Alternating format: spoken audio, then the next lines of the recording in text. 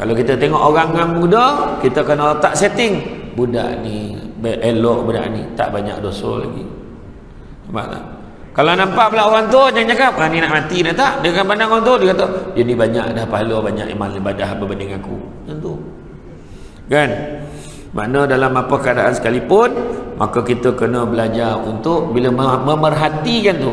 Bila Allah Ta'ala sebut dalam ayat ni, hendaklah memerhatikan apa yang kamu kerjakan, apa yang kamu usahakan untuk hari esok. Maknanya Allah suruh kita melakukan muhasabah diri untuk kaji bakal nak bawa akhirat. Contoh, berapa lama dah datang semayang kat Masjid Raja Tun Uda ni? Berapa lama dah? Tak adalah lama mana, ada start dalam 20 tahun ada orang. Soalan ni, sampai tak 2,000 sumbangan kita dalam tabung masjid ni? Nampak? Paling cikai standard bagi 2,000 kan 20,000. 2,000 dalam tempoh 20 tahun sampai tak? Kalau tak sampai, asalah tahu orang tu. Macam tu lah kira. Kan? Contoh. Kan paling senang lah. Tapi orang sini saya tengok cara-cara memang tak ada masalah tu. Semua orang main transfer kan. WhatsApp macam dulu tulis cek siap bagi imam tulis lah berapa nak tulis, garang lah, cek kosong tulis berapa nak tulis, dalam tak ada duit pun kan, dia bagi cek. Makna kata apa?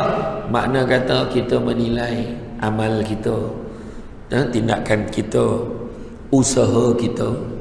Tu sebab bila sebut azam kan, azam tahun baru kan, azam ni apa?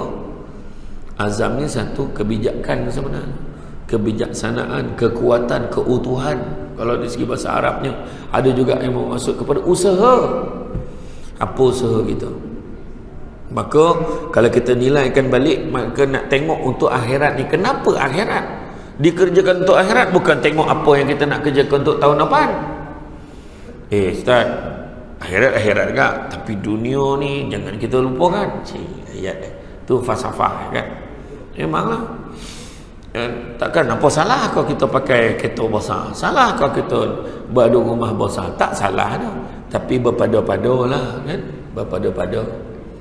Maka dengan itulah kalau kita tengok apa yang disebutkan ni, kenapa nak tengok hari akhirat, sebab mana kita nak beli satu barang dapat free 5 barang, ataupun beli satu kurang lagi harga, tak dapat semua, mana nak? Dah tentu kita sanggup beli satu biar dapat 5 daripada beli satu tu tak dapat semua. Faham tak maksud tak faham, memang tak faham lah tu. Saya nampak cara macam tak faham, blur dia sikit kan. Maksudnya kalau orang perempuan ada beli barang kat Shopee tu, dia akan cari benda yang ada tawaran yang menarik. Makna rugilah kalau dia beli satu benda tapi tak dapat macam mana yang dia nak. Rugi. Dah lah beli satu, yang sampai kat dia tak sama macam yang dia nak, lagi teruk kualiti dia. Pulang balik lagi tahu sudah pulang dengan duit. Tapi beli satu benda tetapi dapat 5 pula lagi, tentulah dia suka yang itu. Tengok surah Asy-Syura ayat yang ke-20. Apa Allah Ta'ala beritahu? Surah Asy-Syura ayat yang ke-20 Allah beritahu. Allah beritahu apa? Allah beritahu barang siapa yang mengejar keberuntungan akhirat, nescaya kami akan tambahkan keberuntungannya itu. Nampak? Siapa yang kejar akhirat, Allah akan tambahkan keberuntungannya itu. Makna dunia mendapat. Tapi barang siapa yang mengejar keberuntungan dunia, nescaya kami akan berikan sebahagian saja daripada keuntungan dunia itu. Tak dapat semua. Malahan tidak akan ada satu bahagian pun untuknya di akhirat kelak. Sebenarnya tuan-tuan nak kejar akhirat. Kerja akhirat, datang semayang kat masjid, apa yang jumpa Samsul depan? Contoh. Kan burak-burak balik jumpa kawan. La ilaha illallah, lama tak jumpa. Jumpa kawan lama, rupa dia pula boleh tolong kita settlekan masalah kita. Masalah dunia selesai tak? Selesai. Nampak tak? Itu sebabnya. Sebab apa? Sebab kita meletakkan kebergantungan kita kepada akhirat, insya-Allah. Kebergantungan kita kepada selain daripada manusia. Kepada siapa? Kepada Allah. Bergantung pada Allah, kita takkan kecewa. Bergantung pada manusia, tentu-tentu kebanyakan masa kita akan kecewa. Dia je boleh tolong kita dapatkan kerja ni, contoh. Sekali tak dapat, kita marah orang. Bergantung pada manusia. Saya yakin yang dalam masjid yang datang hari ni dah banyak kali dah kecewa dengan manusia. Betul tak? Kecewa sebab terlampau berharap pada dia. Kita terlupa yang manusia ni pun digerakkan oleh Allah. Kalau Allah tak bagi kemampuan pada dia, kita pun tak dapat apa-apa. Contohlah dalam urusan minta kerja lah, minta kerja kosong. Minta kerja kosong dekat bahagian HR Human Resource tu ada cenia permohonan. Yang nak ambil kerja 5 orang je. Dia tengok kat borang tu, ni boleh. Ni boleh dipertimbangkan. Yang satu tu terlopeh pula. Borang tu terlopeh masuk buah almari. Kita tak dapat tu. Contoh. Yang tak buah almari bukan salah dia semata-mata, tapi Allah tak izinkan dia dapat kerja. Kalau kita bergantung manusia, kita akan maki hamun orang yang menyebabkan kita punya permohonan jatuh buah almari tu. Tuan-tuan, ni cerita betul tuan-tuan. Bila kita berharap pada manusia dan kita rasa dia sahaja yang boleh tolong kita, maka kita akan kecewa. Tu antara benda yang kita kena faham. Maka kita kena muhasabah diri kita dan berusaha untuk memperbaiki diri, mempertingkatkan amalan. Maka sudah tentulah dalam amalan ini, sudah tentulah yang paling baik sekali adalah kita cuba untuk improve apa? Memperbaiki apa? Memperbaiki amal ibadah kita. Memperbaiki amal ibadah kita, tengok status quo kita ke mana. Semayang ke mana semayang? Kau semayang tak? Tak semayang sebelum ni. Sekarang macam mana? Alhamdulillah 2019 2020 full semayang. Sebab duduk rumah, tak pergi mana-mana. Semayang tarawih full, tak pernah berlaku dalam sejarah hidup dia. Full. Dia keluar beli barang, anak telefon, bah, kita orang nak ambil wuduk dah, nak tunggu abah ke tak kita semayang dulu? Tunggu abah balik. Dia tak bagi, imam besar tak bagi semayang dulu. Tunggu abah sampai. Abah sampai boleh semayang sesama. Kalau tak boleh. Tu hikmah. Nampak tak? Masa itulah baru abah sadar. Dalam Quran tu banyak lagi surah selain pada inna a'tayna dengan qul Allah. Selama 20 tahun, 25 tahun, 30 tahun kahwin tu surah ditutuh mula-mula habis. Subuh sampai isyak itu kan? Contohlah. Tak salah dah kan? Tak salah dah. Tapi mana kata baru malu dah dengan anak sebab anak lagi banyak surah apa daripada dia. Contohlah kan. Tapi itu menunjukkan kita kat mana level kita. Inna a'tayna. Kat mana level kita? Aku semayang dulu semayang, tapi ada agak tertinggal. Yang mana selalu tinggal? Subuh, isyak, ujung-ujung selalu tinggal. Yang mana dia paling tak pernah tinggal? Maghrib full. Dia paling awal. Dia siap bantang sejadah dulu. Level dia improve. Improve lagi macam mana? Berazam untuk ubah daripada mana? Ubah daripada dulu semayang lambat, nak semayang dulu semayang tak cukup, nak semayang cukup.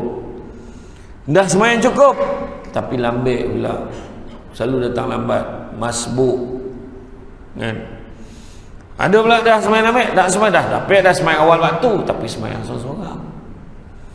Semayang seorang-seorang improve jadi semayang apa? Semayang berjemaah. Tu sebab alhamdulillah dekat sini kan, cuba tengok yang diheboh dalam media sosial. Dia tu ni lah dia bala Allah Ta'ala bagi. Dia berkawan dengan malaikat kan, yang tulis tu. Yang tulis dalam media sosial tu berkawan dengan malaikat. Member kamcin dia. Dia boleh tahu ni bala, ni tak, ni bala. Susuka kau kan. Allah Ta'ala bagi ujian penting tu adalah ujian. Itulah siapa suruh semayang jarak. Mak dia marah. Dia yang tahu. Masalah yang bercakap tu tak pernah datang masjid, masalah kan? Yang kita kena hebohkan ni bukan rapat tu saja. Datang masjid. Datang masjid. Dulu ada beberapa negeri waktu PKP dulu kan, ada beberapa negeri dia letakkan syarat nak datang sembahyang Jumaat kena register online. Ada beberapa negeri buat itu. Ni memang fakta. Dalam yang lulus tu 100 lebih tak datang yang lulus. Tanyalah masjid-masjid penuh. Lepas tu masuk dalam Facebook, alhamdulillah dapat kembali ke rumah Allah ini, tunjuk yang lulus. Dia tak tahu. Apa perangai tu? Tu dia nak bohong siapa?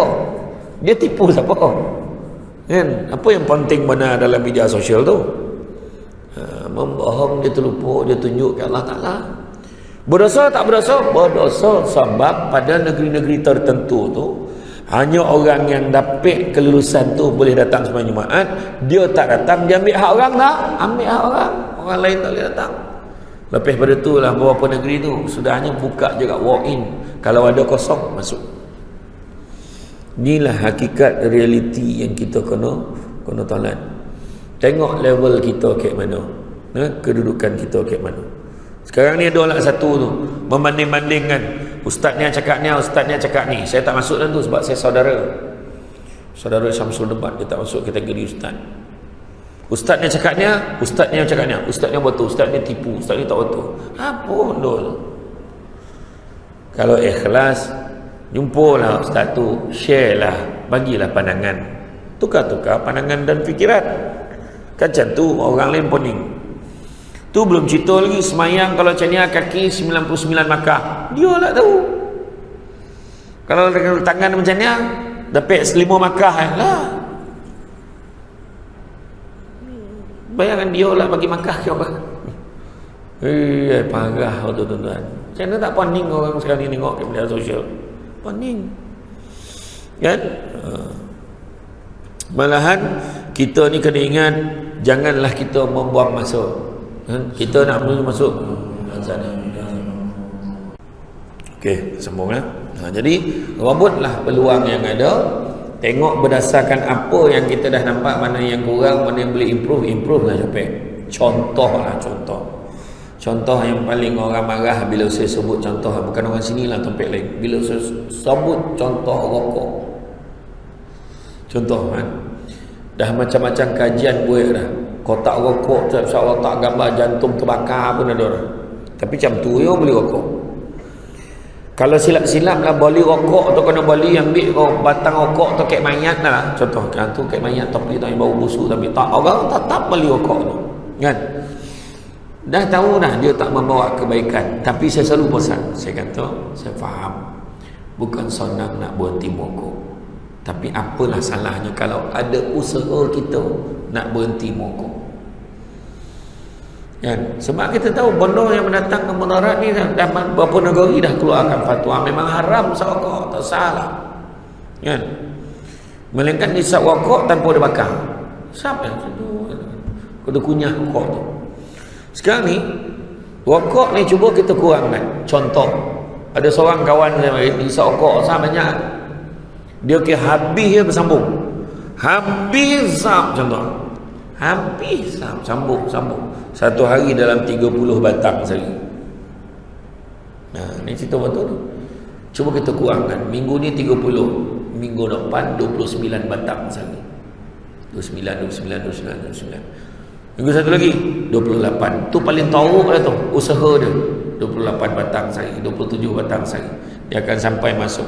Biarlah dia tu manalah tahu tiba-tiba padam, dicabut nyawa dalam usaha dia ikhtiar nak berhenti. Daripada kita dengan penuh ego kata, tak apalah, orang lain tak sokok pun mati kan. Ego, sombong. Tu sebenarnya kita kena faham.